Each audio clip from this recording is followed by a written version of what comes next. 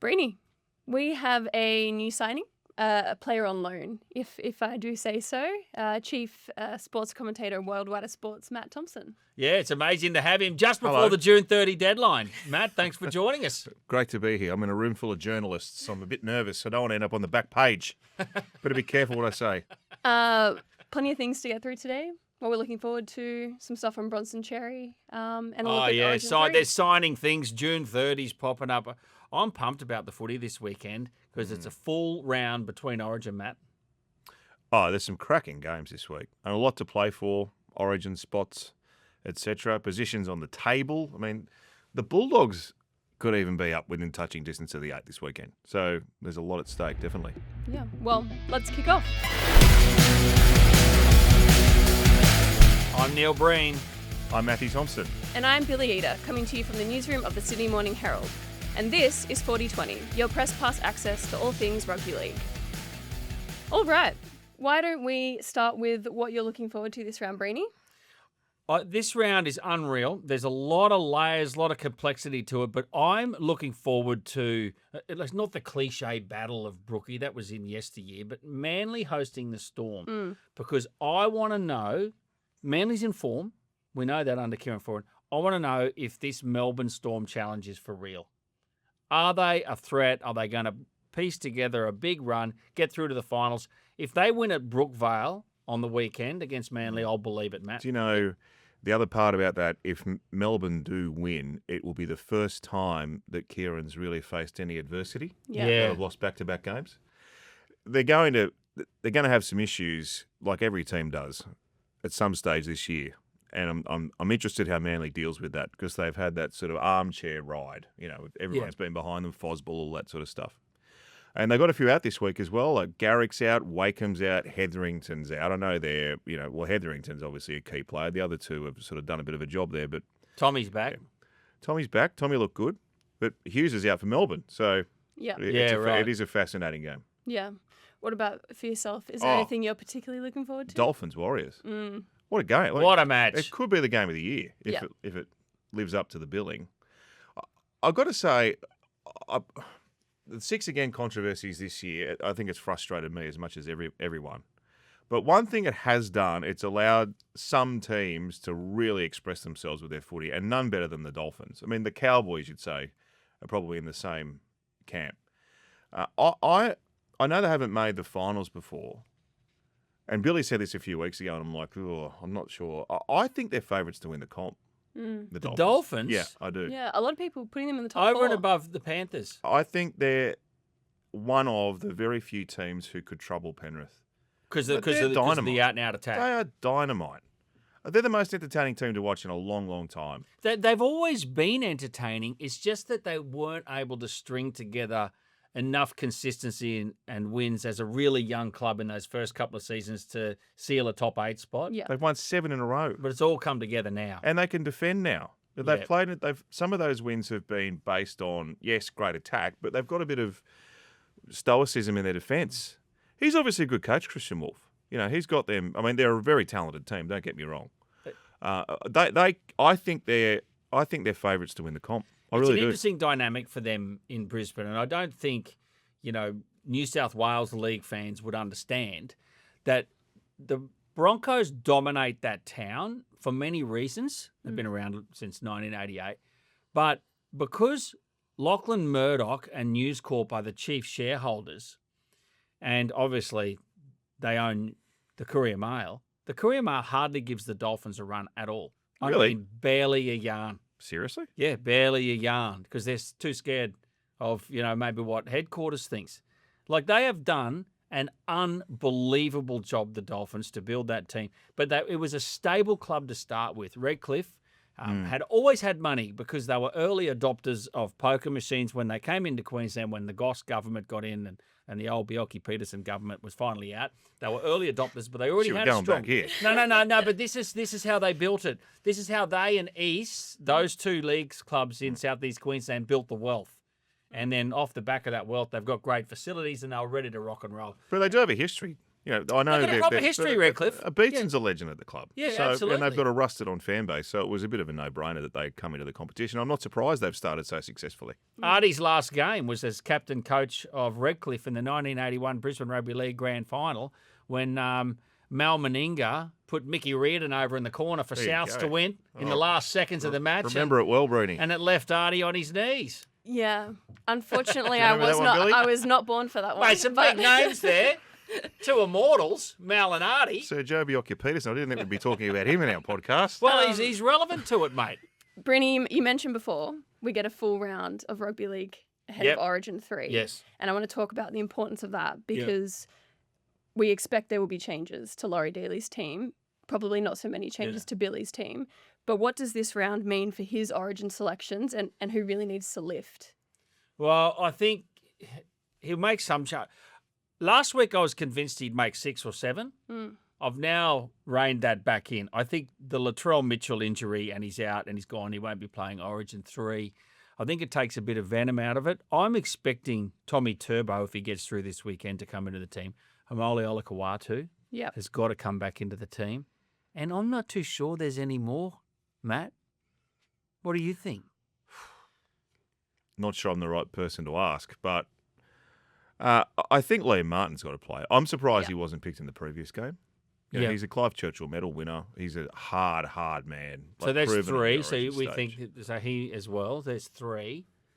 And I know he won the game in the first game, but just having called those 2 games, I think Dylan Edwards should be the fullback. I think he should too.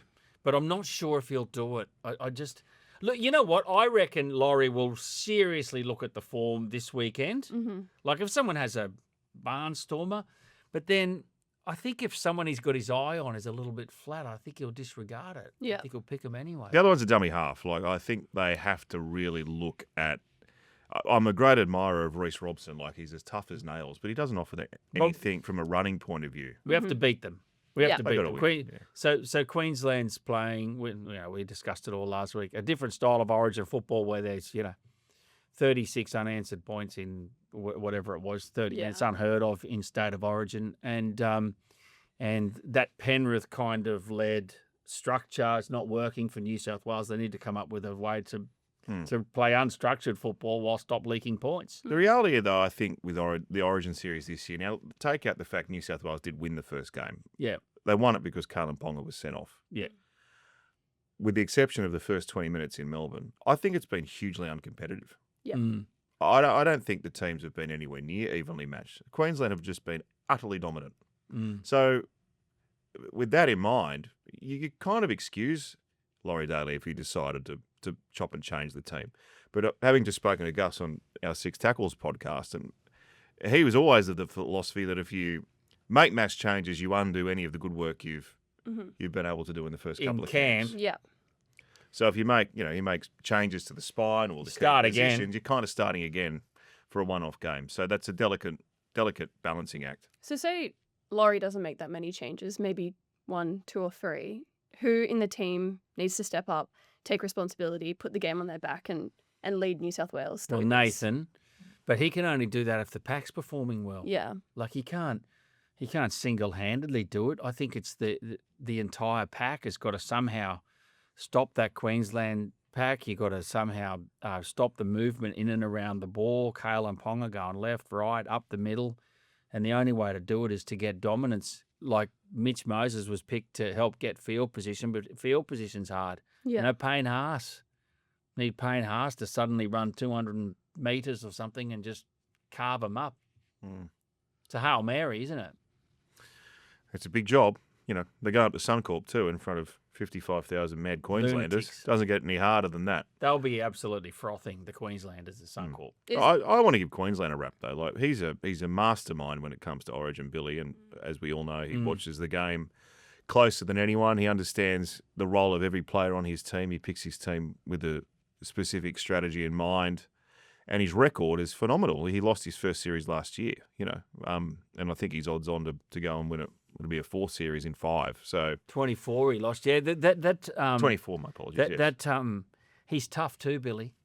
He axed his captain after game 1 last year. Exactly when- right. When they'd lost and the series was on the line. And you only have to look at how tough that decision was if New South Wales are looking for a precedent. You don't get anywhere by failing to make the hard decisions. So it's tough for Laurie. And in 2023, he was the biggest fan of Reece Walsh you'd ever seen. The Broncos would go on to make the grand final that year, and we know how they lost it in the end. And when he chose Reece Walsh, Billy was asked, is he ready for Origin? He goes, have you seen him play? And, it was easy.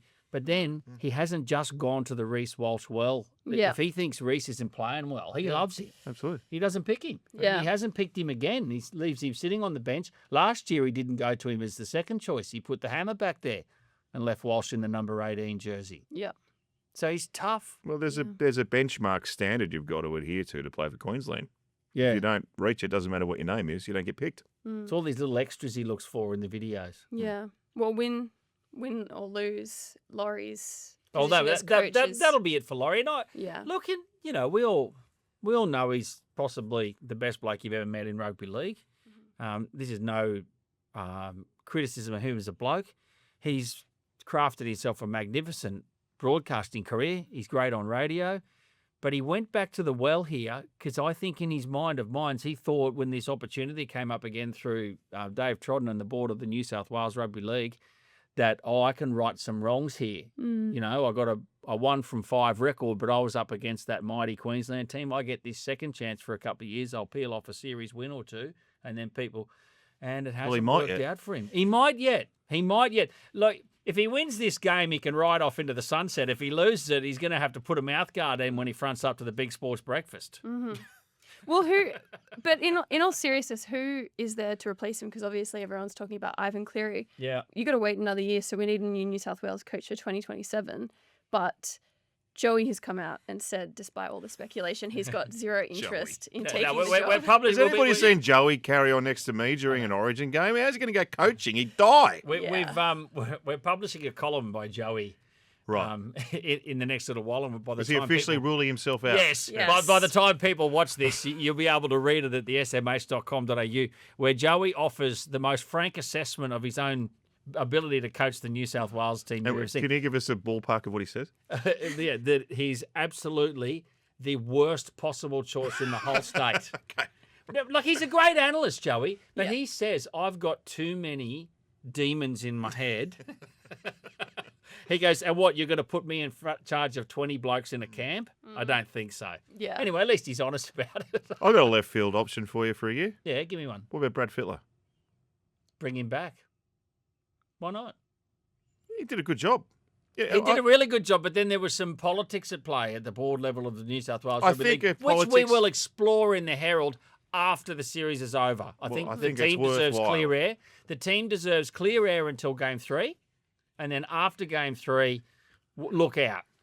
Is it too hard to bring someone new in for just 1 year? Like, is it easier if is that way? Maybe someone who knows what they're doing. Look, there's been heaps of suggestions. Someone suggested Michael Checker to me. Bring him in as a motivator or something like that and surround him with people. The problem is the people surrounding. If you're going to surround a coach, you've got to have the top. You've got to have the top people who are in NRL Monday morning video sessions week after week after week, living, eating, breathing the thing. You know what I mean? I don't know. Yeah. It's an interesting one for the New South Wales Rugby League, but who'd do it for a year? Do you get Ricky? Do you relax your rule? Relax your rule about whether a club coach can do it? I think Canberra have said that. Well, what have Canberra said about that? Would they allow him to do it? Maybe not. He'd be a great option.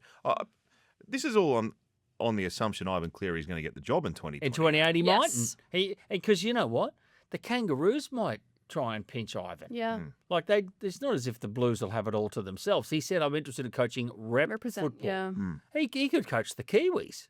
Yeah. He could.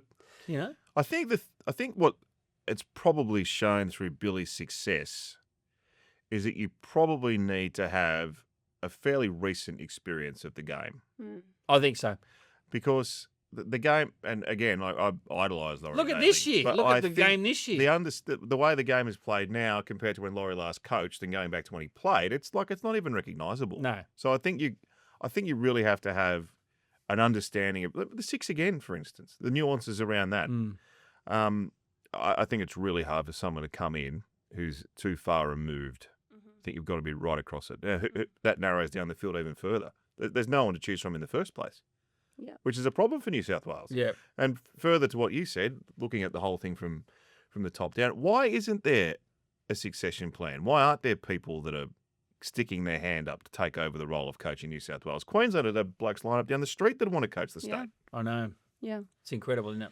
Well, talking about time between rugby league, let's move on to some news of the week because we heard that Israel Folau potentially was going to return to the rugby league arena this week through the Tigers. Yeah. I think more than a decade since he last played.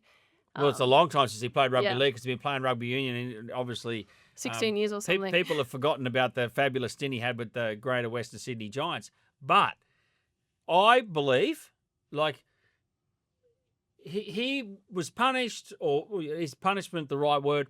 He was, ostracised from professional sport in Australia because of the posts he put up about his beliefs in religion, anti-gay beliefs, and all of those things. So we don't need to sit here and prosecute that case. It's been prosecuted, and he was dealt with, if you like, by the codes. I think for one commissioner to have the power, Wayne Pearce, to say, nah, not the right fit for rugby league, no way, is wrong. Is absolutely wrong. I think rugby league's missed a trick. I think when Kane Evans came out as gay, I think you'll find that Israel Folau reposted it with a positive hand sign or something like that. You've got to give a guy a chance. And I think the publicity for the West Tigers, it just would have been unreal to see whether he could still compete. That's just my opinion. People will have other opinions. Yeah. I just think it's boring. I don't see why any club would want to sign a 37-year-old has-been. Too old. That's what I was going to ask. Is it good for the game to have someone who's, first of all, been out of it for so long? Second of all, I just would have liked to have seen if he could have done it. Yeah. Why would the West Tigers, of all clubs, want to get into that kind of area? Yeah. Like with their history of appalling signings. I think he'd be the latest of them. Yeah. Well, moving on, because we're going to talk about your favourite thing, Breeny, which is stadiums. Bruce Springsteen? Bruce Springsteen. Well, stadiums falling apart. I've seen Bruce Springsteen in some good stadiums, I can tell you. Because Which is the best one? I saw him indoors, 60,000 people in Stockholm. Oh. Phenomenal. Better than Madison Square. Yeah, well, that's sort of an arena for a stadium. Have you seen him in any of these American stadiums they're playing the World Cup?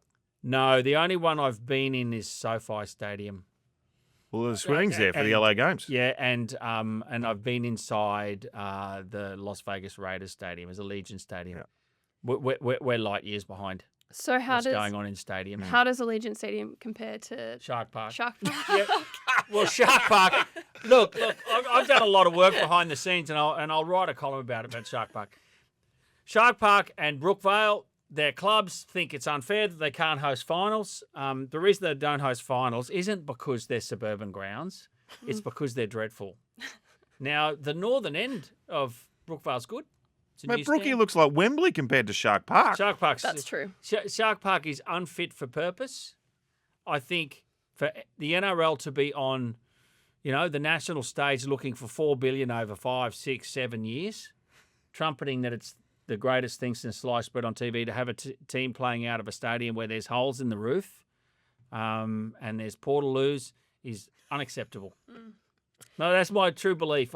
And you know what? I agree. You know who's going to help the Sharks? Nobody. I've spoken to the state government, not interested. They're so far down. They've got to fix the Trumper stand and the Barongal stand at the SCG. They've got to make adjustments at a core stadium.